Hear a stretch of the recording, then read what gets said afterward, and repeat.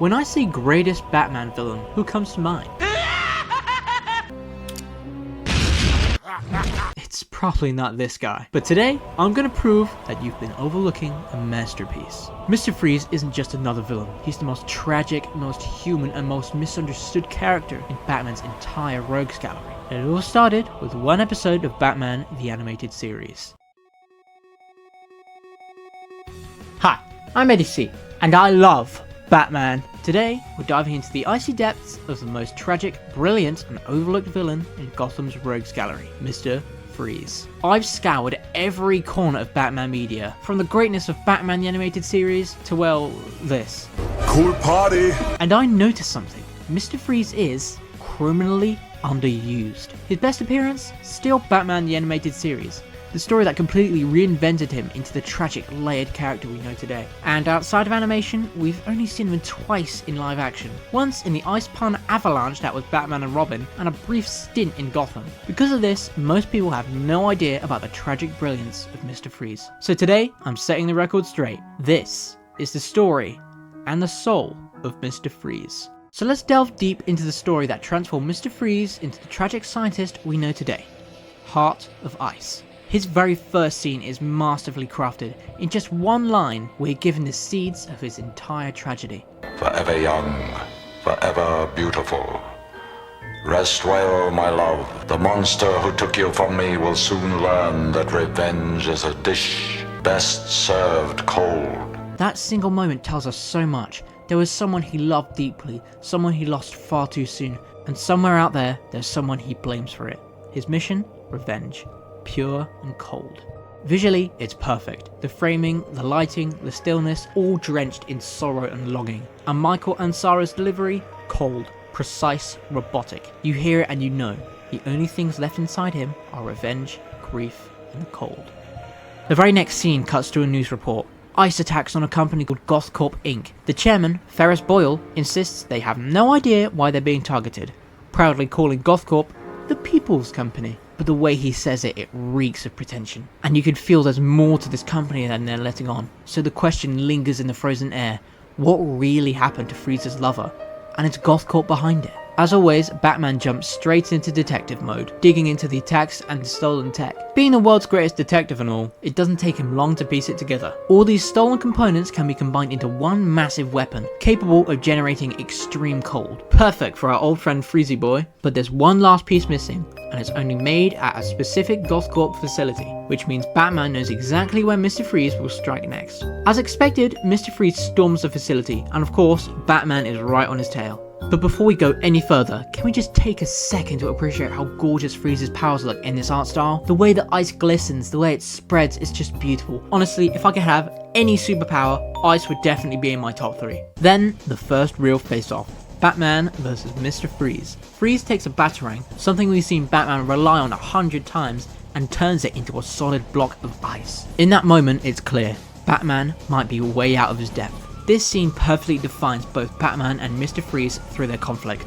Mr. Freeze isn't out to hurt anyone, his target is Boyle, but to him, collateral damage is just necessary. He's even willing to let Batman walk away as long as he stays out of his way. But Batman, he can't do that. He can't let anyone get hurt. Saving everyone is the mission, no exceptions. To Freeze, that's the same thing as siding with his enemy.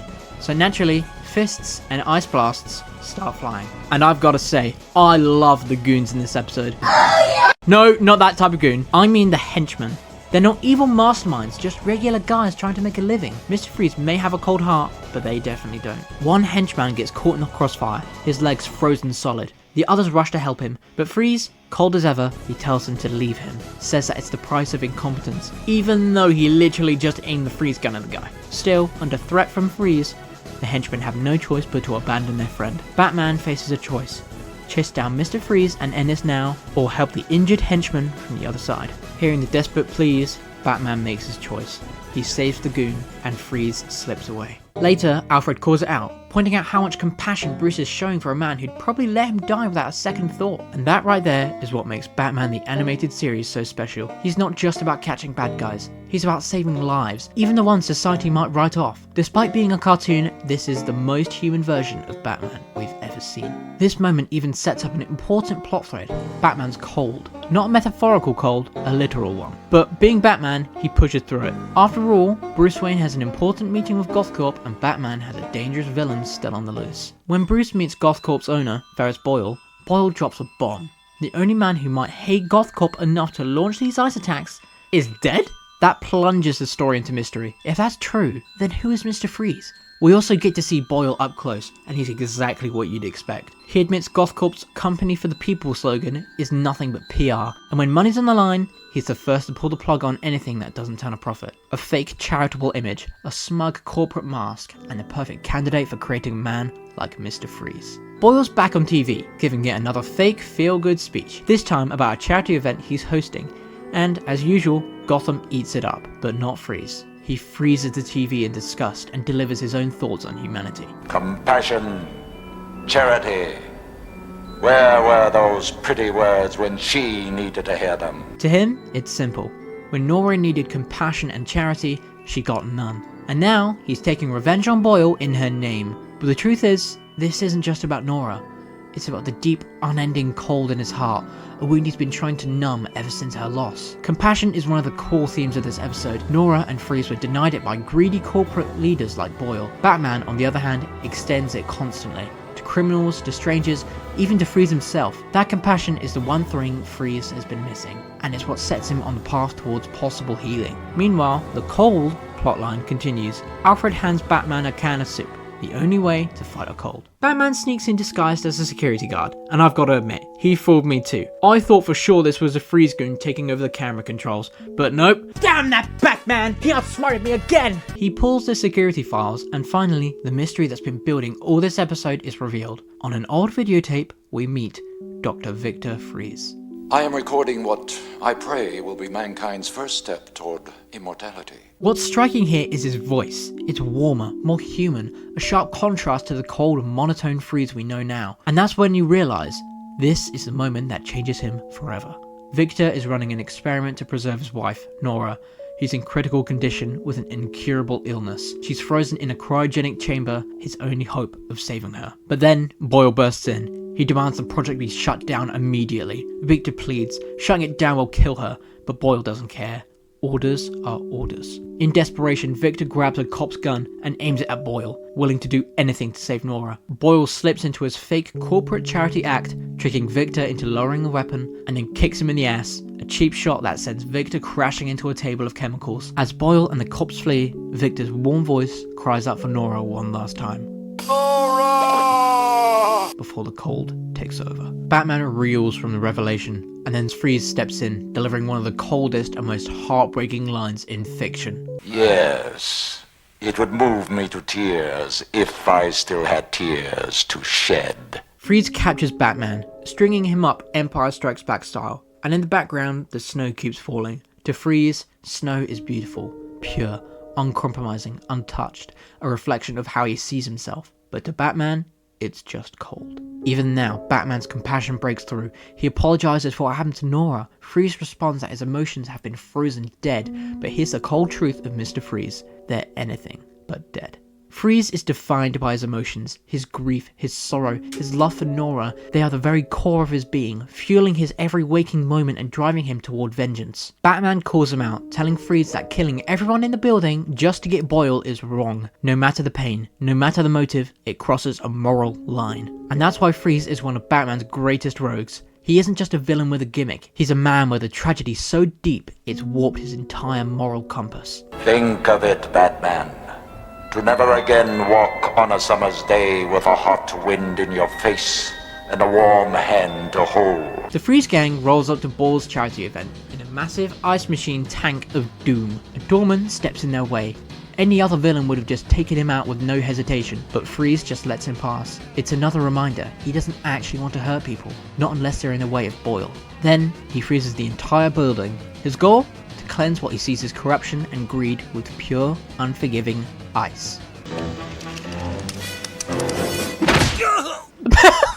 And I have to give credit here. The way they use Freeze's powers in Heart of Ice is ridiculously creative. At one point, he literally launches himself across the street by freezing a burst fire hydrant mid-spray. That's just aura. Finally, Freeze comes face to face with the man who destroyed his life, Ferris Boyle.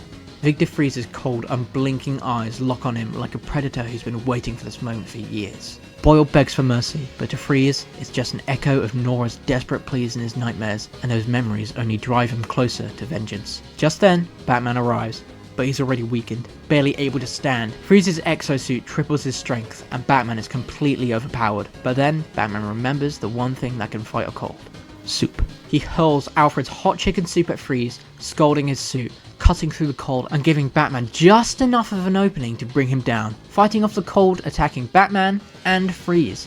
Batman doesn't just stop Freeze, he makes sure Ferris Boyle faces justice too. In front of everyone, he exposes the truth, revealing the tape that captures Boyle's betrayal of Dr. Victor Freeze. And then we get one of the most haunting final shots in all of Batman the Animated Series. I failed you. I wish there were another way for me to say it. But I cannot. I can only beg your forgiveness and pray you'll hear me somehow. Someplace where a warm hand waits for mine. Freeze, sitting in Arkham Asylum, begs for forgiveness, his voice trembling, longing for the day he'll be reunited with Nora, even if that day only comes in death. Mr. Freeze isn't a villain born with evil in his heart. He was once an intelligent, loving man with a brilliant mind and a devoted wife, but tragedy struck, a terminal illness, and no cure in sight.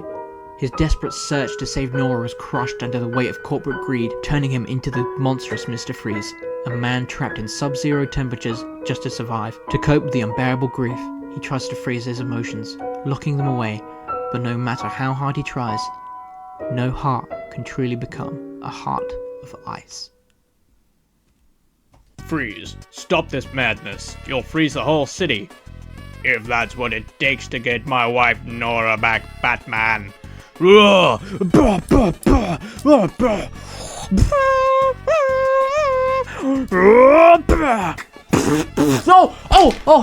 Hey, I didn't see you there. I hope you enjoyed the video. I love making deep dives like this. They let me really explore characters I'm really passionate about. So if you'd like to support me in making more, please like and subscribe, and maybe even share it with a fellow Batman fan. Thanks for sticking around to the very end, and I'll see you next... Huh?